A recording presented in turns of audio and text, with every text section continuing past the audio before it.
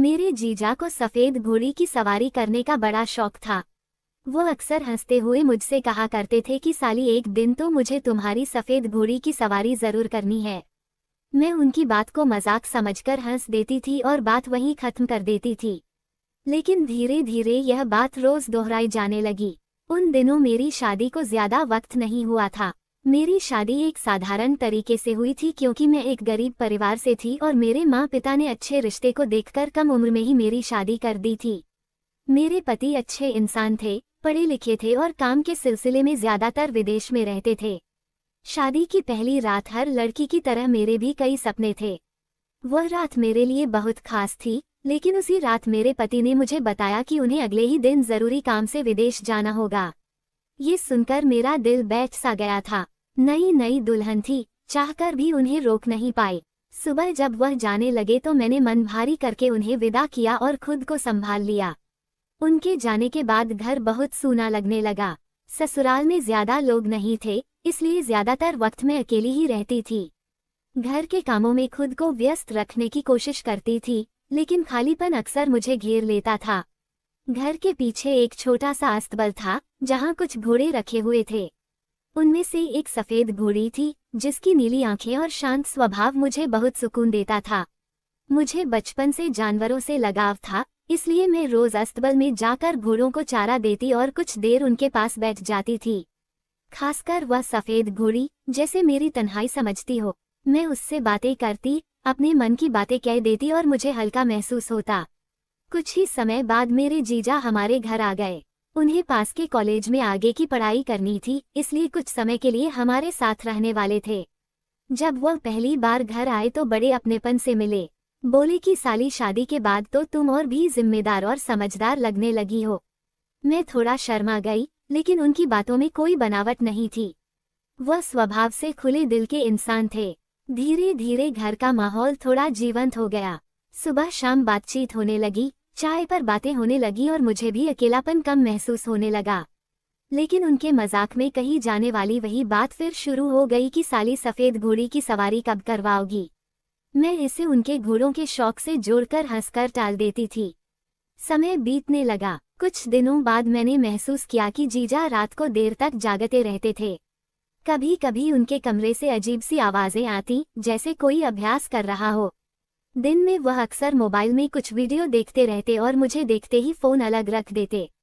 शुरुआत में मैंने ध्यान नहीं दिया, लेकिन धीरे धीरे मेरे मन में सवाल उठने लगे। मैं अकेली थी, पति दूर थे और दिमाग में अनचाही शंकाएं जगह बनाने लगीं। मैं खुद को समझाती थी कि यह सिर्फ मेरा वहम है, लेकिन मन बार बार परेशान हो जाता था। एक रात तेज बारिश हो रही थी। आसमान में बादल गरज रहे थे और मेरा मन भी बहुत बेचैन था। उसी रात फिर उनके कमरे से आवाजें आईं। मेरा दिल जोर जोर से धड़कने लगा। मैं हिम्मत करके कमरे के बाहर तक गई। दरवाजे के पास खड़ी होकर कुछ देर सुना, फिर खिड़की से झांक कर देखने की कोशिश की। अंदर वो मोबाइल पर कुछ देख रहे थे और बार बार वही हरकत दोहरा रहे थे। मुझे कुछ समझ नहीं आया और डर और बढ़ गया। मैं तुरंत अपने कमरे में लौट आई। पूरी रात नींद नहीं आई। सुबह होते ही मैंने अपने पति को फोन किया। आवाज भर्रा गई थी। मैं रोने लगी, लेकिन कुछ साफ साफ बता नहीं पाई। बस उनसे कहा कि जल्दी घर आ जाए, मुझे आपकी बहुत जरूरत है। पति ने मुझे समझाया और कहा कि वह जल्द ही आने की कोशिश करेंगे। फोन रखने के बाद भी मेरा मन शांत नहीं हुआ। अगले दिन भी बारिश हो रही थी। घर का माहौल भारी सा लग रहा था। मैंने तय किया कि अब और अंदाजों में नहीं रहूंगी। मुझे सच जानना होगा। जब जीजा अस्तबल से वापस आए और अपने कमरे में जाने लगे, तो मैं उनके पीछे पीछे गई। मैंने उनके कमरे में जाकर दरवाजा अंदर से बंद कर दिया। वह चौंक गए। बोले कि साली क्या हुआ, तुम परेशान लग रही हो। मैंने कांपती आवाज में उनसे वही सवाल कर दिया जो कई दिनों से मेरे मन में था।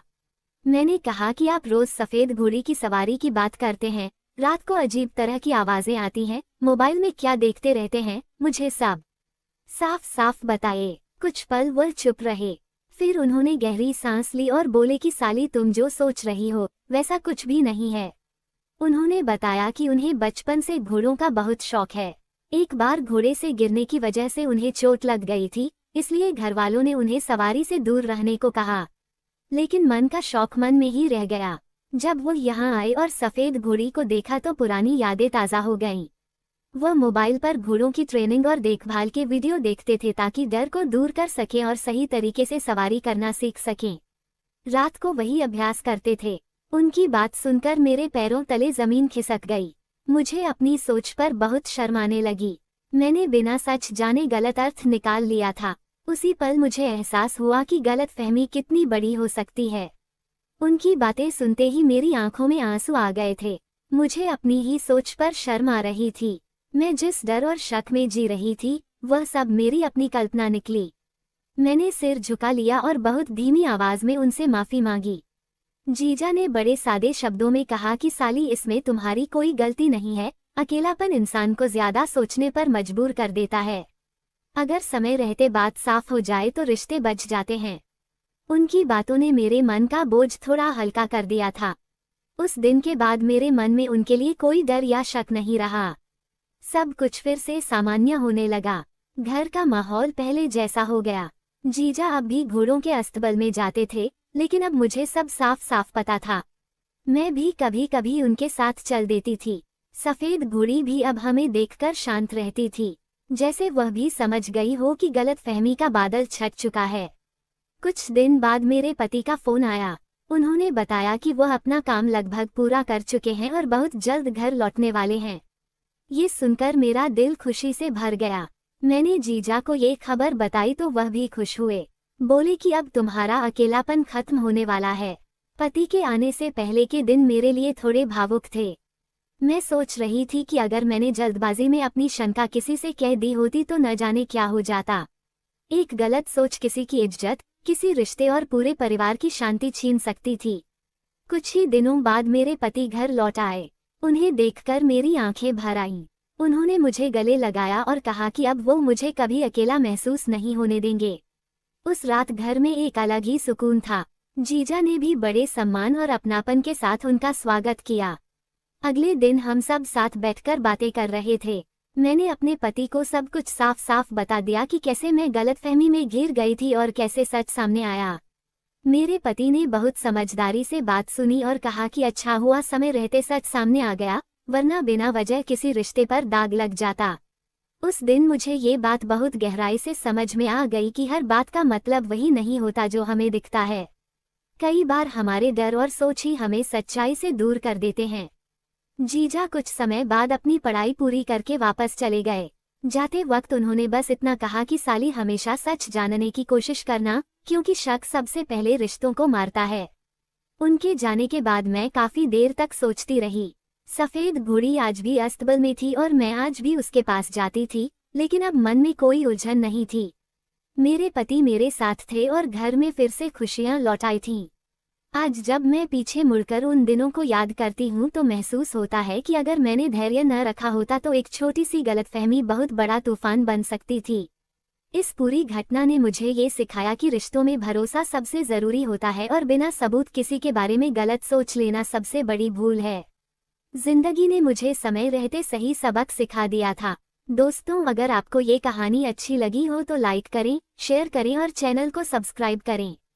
ये कहानी किसी भी रिश्ते को गलत तरीके से नहीं बताती, बल्कि यह समझाने के लिए है कि गलतफहमी